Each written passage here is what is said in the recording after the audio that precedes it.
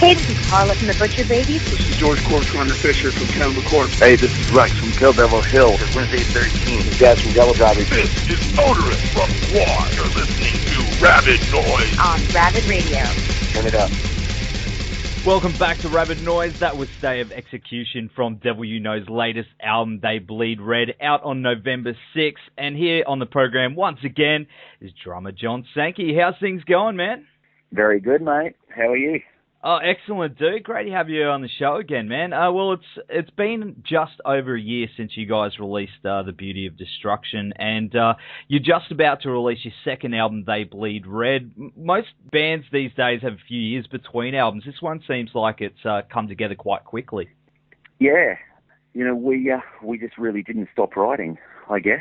You know, once the first album was done, we were out on the road constantly for most of last year, but towards the end of the year we had a good chunk of time off, and I guess rather than just, you know, take a vacation or sit around and relax, Francesco and I decided, you know, let's just keep working on stuff, and you know, that way when the time comes we would have material there already. And we spoke with the label and said, you know, we're really happy with how the new stuff was coming along, and we were banging it all out pretty quick. So they were like, well, it's up to you guys, you know, if you want to get in the studio fairly early in the year and knock out the second record and then hit the road and you'll have two albums to promote, you know, go for it. So we decided that's what we would do. We just really didn't want to waste time, and I guess the profile of the band was building and momentum was kind of going our way, so we thought, why not? And yeah, it's good, man. I mean, you know, we've got it done. As you said, it's coming out soon, and we'll be back on the road very shortly. So now we can just get out and hit it hard. That's right, man. Well, did you write it all together, or was it sort of just demoing from, you know, each other's houses and stuff like that, or just jam it out? Well, I had actually come back to Australia for a little while. So Francesco and I we always send each other ideas. You know, just music files, and then, you know, we get together and we jam through it and we send Jonesy all the ideas, and, you know, from his end, he starts working on stuff, and then, you know, we all jump on a plane and meet up in LA and away we go. You know, it all comes together pretty quick, to be honest. I think, you know, obviously in this day and age, gone are, you know, the necessity to be in the jam room as a full band together to, you know, to get the writing process happening. So it works for us, and yeah, you know, it all came together really, really quickly, to be honest. And we really didn't have much leftover material at all. Whatever we wrote, we used, and it all worked out real nice. Well, it's solid. It's such a great album, man. And, you know, sometimes when bands try and rush things, you know, sometimes it can go the other way. But it sounds like you guys have got such a great chemistry that whatever you guys are doing, it's really, really working. It's brilliant. It's so good, man. It's like, what else can you say? That's cool. Oh, man, I appreciate that. I mean, you know, it's always a relief to have a record done, because, you know, there's so much work and time goes into it. You know, it's very personally satisfying regardless of what anyone else thinks, but obviously it's even better when people dig it and they enjoy it as much as we do. But, you know, to be honest, I think maybe it worked so well because we didn't have the pressure on us. You know, the label just said, well, you know, it's up to you guys. You know, if you want to write, and see how it goes, get in the studio if you like, and, you know, see, kind of just feel it out as we were going. So it wasn't like, okay, you've got this small time frame here where you have to get in and get a record done, and, you know, it's got to be really good, and this and this and this, and pressure's on. I mean, it wasn't like that at all. So maybe that helped. But like I said, you know, we just did our thing, man. You know, we really didn't, there wasn't a plan, there wasn't, you know, a structure as far as, well, you know, we need this kind of song, and this is what we want the record to sound like. There was just none of that. And that definitely worked to our favour. So hopefully the next album, you know, will go just as smoothly, and we'll get the same result. Oh, I think you will, man. I think you will. Well, there's already someone that's done a drum cover on YouTube. Have you seen that? Yeah, I did see that. Yeah, a couple of days ago, our manager actually emailed us and was like, "Check this dude out." And I'm like, "Yeah, he got it spot on, man." Yeah, it's pretty scary, when as someone can very quickly, learn the song and nail it like that. But that's, I guess that's the internet age and all these super young kids who are just, ripping it up, man. Must be pretty flattering, though, that, he's going out of his way to learn all your, drum patterns beat for beat. Oh, yeah. I mean, yeah, it's super cool. It's definitely a little weird to sit back and watch someone do that, especially when they do it so well. It's like, shit, man, I hope I'm never out of a job here because this kid will just step right into it. No, it is flattering, though. I mean, yeah, it is cool. It just means when we play this stuff live, I've got to be on my game because there's going to be a bunch of kids sitting back picking it apart, Oh, man.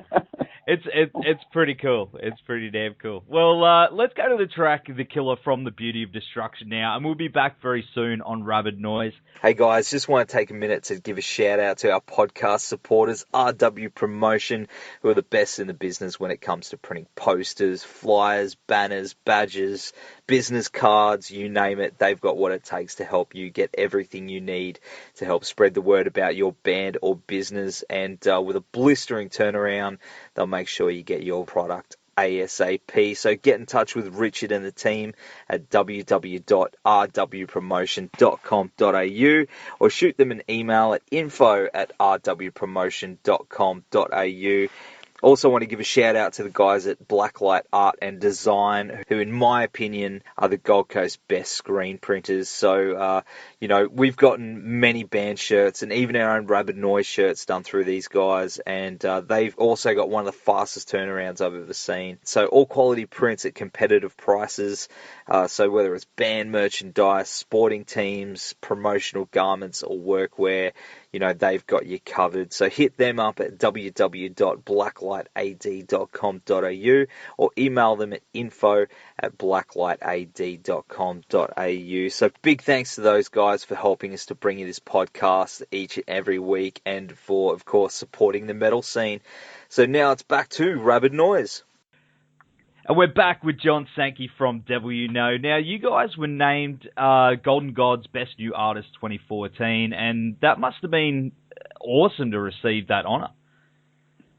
Yeah, of course. I mean, that was super cool. It was definitely unexpected, that's for sure. When they mentioned that, I guess we were in the running for it, along with whatever it was, a handful of other bands. I mean, I was surprised at that, just because, the album had just come out, and obviously there was a bit of hype about the band, but there's still so many people who had no idea, what the hell this band was.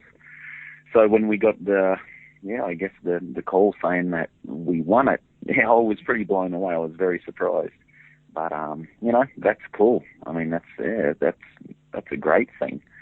So, no complaints there at all, mate. So you weren't actually there to receive the award? You just got the phone call? Yeah, I actually come back to Australia, and Howard and Francesco flew over to London for the actual award show.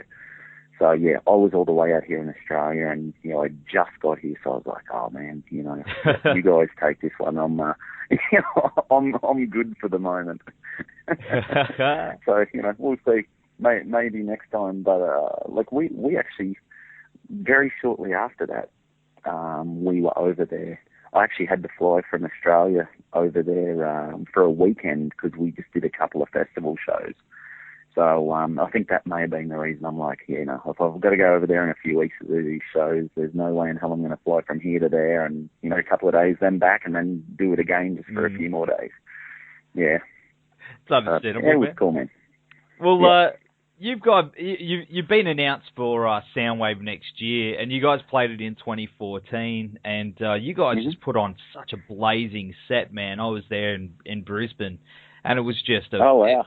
It was awesome, man. So how was that tour for you?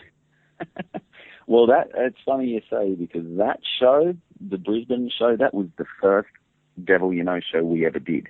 Wow. That's the first time we actually got on stage and played. So, you know, we really didn't know what to expect. We didn't know how it was going to go. Everything was thrown together so quickly because we just finished the record. And prior to doing the record, we'd never, ever played, you know, as a band. So, yeah, you know, it was definitely an interesting situation to be in. You know, I mean, it was great. We all had an awesome time, but it was just strange because I think at that point we only had one demo song online. And I could tell, you know, people were like, all right, well, we know who this dude is and we know that dude from such and such band and that guy, but, you know, who the hell is this band? So, I mean, like I say, it was cool, and it was a rare situation, but, you know, we just had fun with it. It was, I guess there's no better way to kind of break the band in and knock out a first tour than coming out and doing Soundwave, right? That's it, man. Were you shitting yourself? It was good fun.